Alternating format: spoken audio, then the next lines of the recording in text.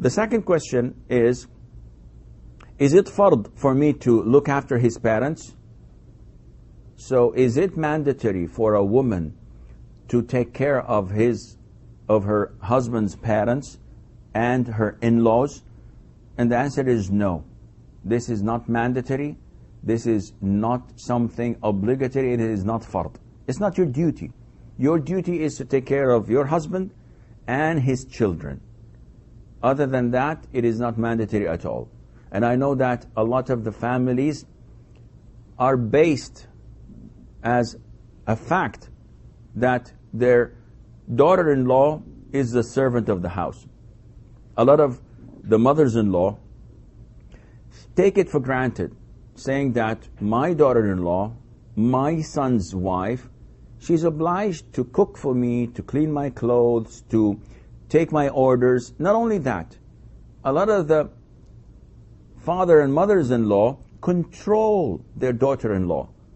So they tell her what to do, who to see, and who not to see, when to go out, and who not to allow in her house. And this is not to them. She is not your slave. She is your daughter-in-law, and this is not the Arabic word of it, but this is what they say in English. She is your daughter-in-law, but you have no control, none whatsoever, over her. Your control is on your son, and your son can control his wife. But you do not have any control over your daughter-in-law. She is not obliged to serve you, to cook for you, to clean the house for you. This is not, and she is entitled for her own house. You don't have the right to force your wife to live with you and with your parents or with your siblings, as a lot of the Muslims do. This is not right. She's a stranger to your siblings. So she is entitled to have her own chambers.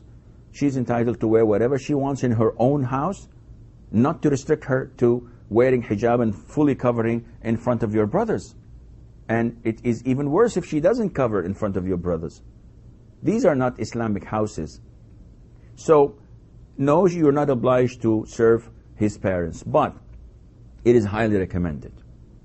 Again, don't look at your rights, but also take a look at your obligations. It is highly recommended for you to please your husband through serving his parents. Though it's not mandatory, but it is very advisable, because it is the way to your husband's heart. And it would be logical for you to do something that would please him, rather than insisting on not doing anything except what is obliged upon you. Because then he would come and say, okay, I will only do what is obliged on me as well, and I would prevent you from doing this and that. And this is not the way that marriage, a successful marriage, takes place. I believe